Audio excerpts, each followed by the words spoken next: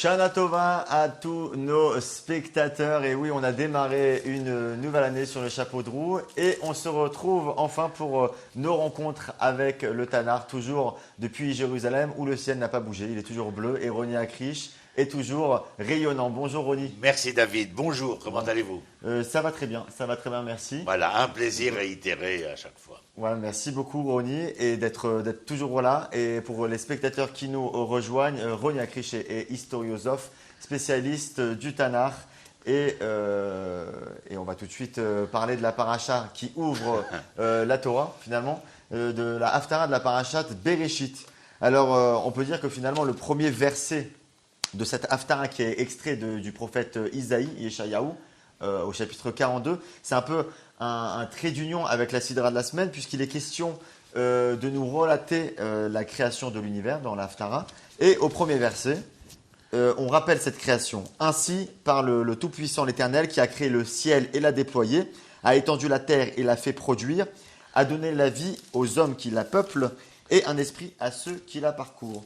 Roni, tout simplement, on peut dire que Dieu n'a pas créé la terre pour créer la terre, mais il lui a insufflé un souffle de vie. Nous avons toujours dit, depuis le début de nos entretiens, il y a un projet derrière la création. Voilà, il ne s'est pas juste borné à créer de la matière. Disons-le, quel est le projet? À mon humble avis, bien entendu, ça n'engage que moi. Le projet est de pouvoir réaliser, à travers la pluralité de la création, la singularité de la symphonie de cette création, qu'elle soit végétale, animale ou humaine. Le projet est le projet porteur d'un sens moral le plus probant qui soit. Il y a dualité entre Adam et Ève, Adam et Chava. Entre Adam et Chava, il y a dualité avec la première nature à laquelle ils sont confrontés. L'échec sera total. Leurs enfants, Caïn et Abel, sont dans une dualité où le premier fratricide aura lieu, échec, et puis nous aurons l'arche de Noé, conséquent de l'échec, et puis nous aurons la tour de Babel, qui sera l'échec. À ce moment-là, Abraham lèvera la main pour essayer de dire à l'Éternel, je veux bien être celui qui tentera de faire réussir ce projet qui, jusqu'à maintenant, n'a fait qu'échouer. Donc il faut le vecteur Israël pour pouvoir mener ce projet à bien. On le voit directement dès le deuxième verset. Plus qu'Israël est élu, Israël s'est élu. Israël s'est élu puisque toutes les générations précédentes ont échoué dans ce projet. Absolument. Donc on ne peut pas reprocher à Israël de s'accaparer le monopole de ce projet, de pousser... Moi, j'aurais une proposition à vous faire, David. C'est de voir dans ce chapitre 42, de voir dès à présent le verset 18. Je ne sais pas s'il vous a interpellé ou interloqué. Le verset 18... Ah oui, parce qu'il faut voir et entendre. Ça, c'est un peu votre leitmotiv dans vos cours. Absolument. Et alors moi, ça m'a tout de suite frappé l'esprit. Achershim shema'u ve'aivrim habitu lirot. Sourds, écoutez. Aveugle, ouvrez les yeux et regardez. On s'adresse au peuple d'Israël ou on s'adresse Pas seulement parce que vous avez commencé avec la création. Oui, mais ensuite, on a parlé de la particularité d'Israël. Absolument, mais le message, avant de concerner Israël, est un message universel. Je ne crois pas qu'il soit demandé à Israël particulièrement de devoir entendre et voir. Je crois qu'il est demandé à l'homme de voir et d'entendre. Pourquoi ces deux spécificités, voir et entendre? Pourquoi ces deux sens? Mais parce qu'il y a une appréciation de ce que vous voyez qui n'est pas ce que vous entendez, et vice-versa.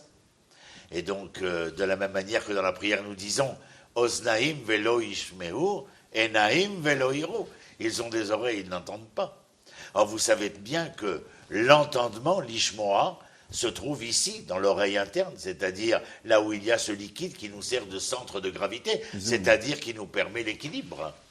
Donc l'entendement vous permet l'équilibre, alors que la vision de ce que vous voyez vous propose de pouvoir mettre en perspective ce que vous appréciez de voir. Un propos qui s'adresse donc... Et dans la perspective, il y a aussi une volonté de l'équilibre de ce qui est perçu, de la même manière. Alors maintenant, lorsqu'on vous demande de voir et d'entendre, c'est d'être capable de relier foncièrement l'entendement à la vision, c'est-à-dire la perspective à l'équilibre. Et tout cela pourquoi? Eh bien parce qu'il y a quelque chose à faire réussir. Et Ronnie, dans le verset qui suit, on a une petite nuance, il dit mi-hiver, qui est l'aveugle, qui im avdi, c'est mon serviteur, c'est entendu Israël. Donc on spécifie. Oui, mais je pourrais entendre, puisque nous sommes dans Béréchit, que nous parlons de l'homme. Je ne veux pas en déborder. Je ne veux pas, même si la Haftara de Yeshaya peut être entendue, celle-ci, la 42e. Et je vous rappelle ce que nous avions dit, c'est que nous sommes après l'échec, là aussi, de Chizkiyahu. Il y a un message pour Israël, mais étant donné que je sais qu'Israël n'est que l'élément médian pour l'ensemble de l'humanité, à travers Israël, il y a un message non seulement pour Israël, mais pour l'humanité. On a l'impression justement que c'est quand je reviens au premier verset, que c'est l'Éternel finalement qui s'adresse à Israël comme choix pour mener à bien son projet, puisqu'il dit « Moi l'Éternel, je t'appelle, ô Israël, pour la justice ». Donc, qui lui explique la place qu'il va occuper dans le concert des nations et la mission qu'il lui a attribuée. Oui, et qu'il ne l'a pas choisie. Bien entendu, on l'a précisé avec Abraham.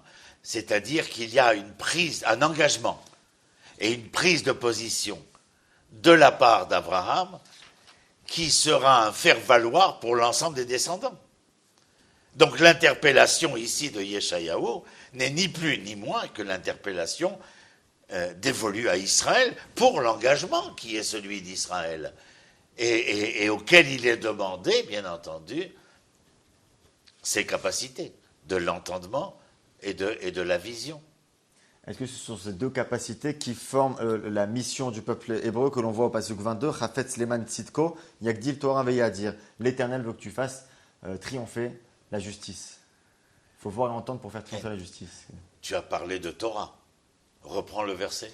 Chafetz Leman Tzidko, Yagdil. Il y a une inspiration, un voulu ici, un désir. Leman Tzidko, sa justice.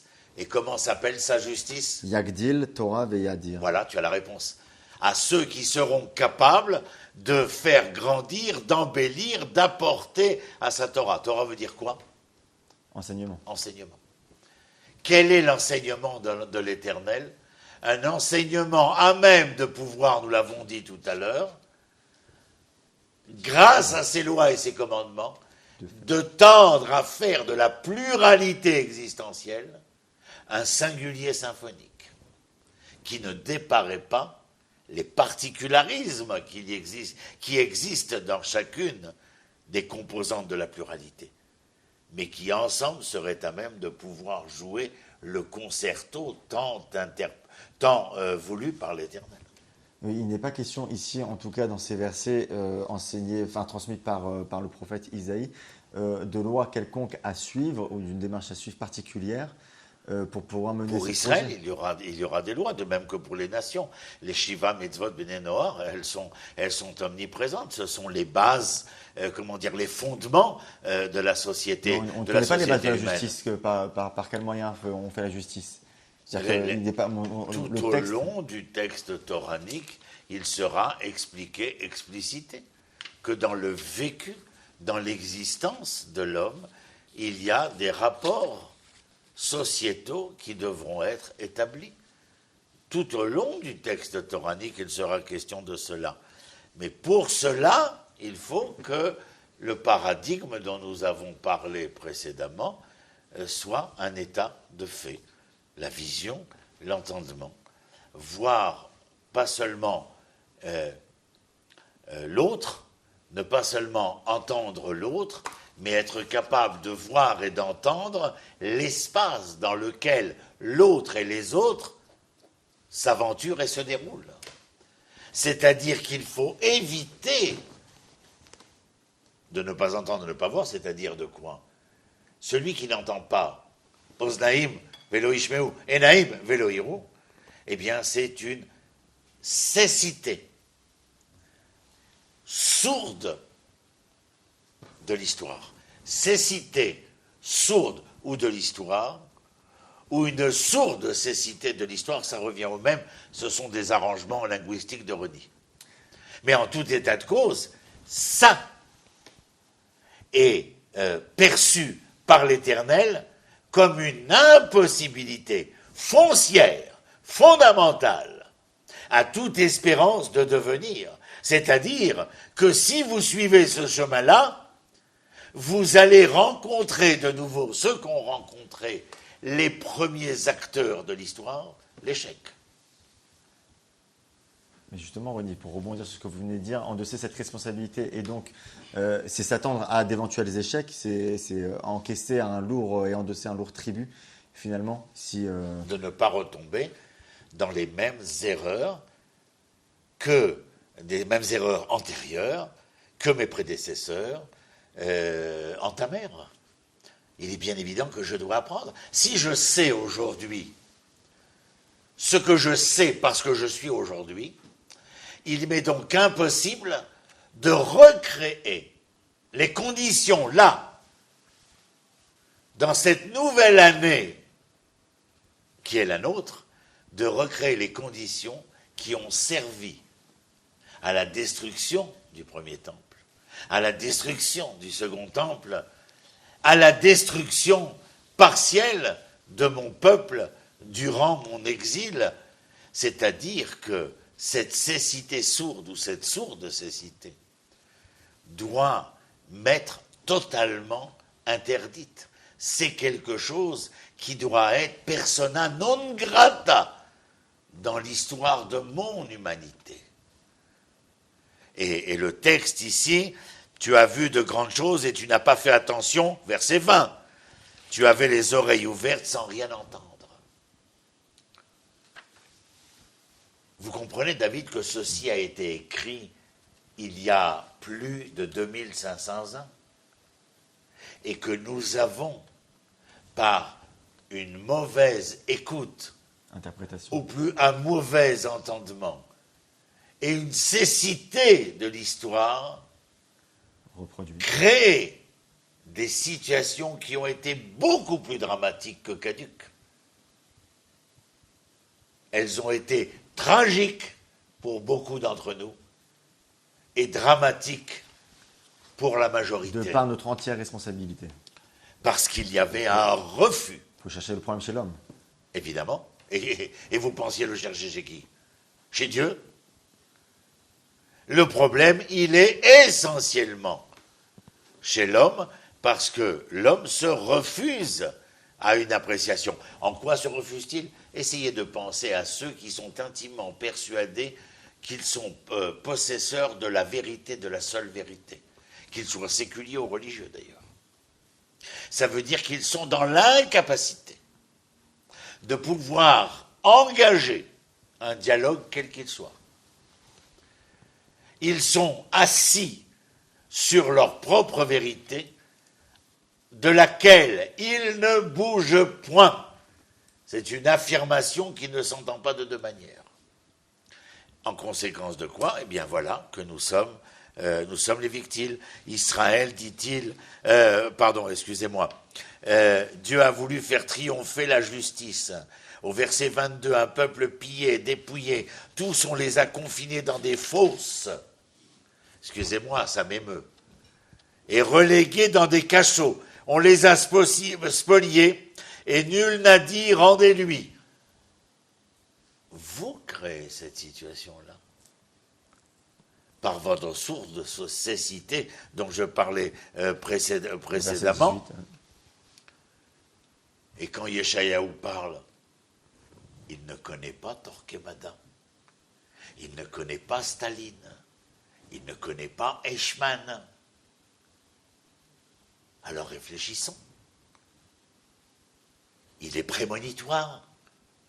Oui, je ne dis même pas prophétique.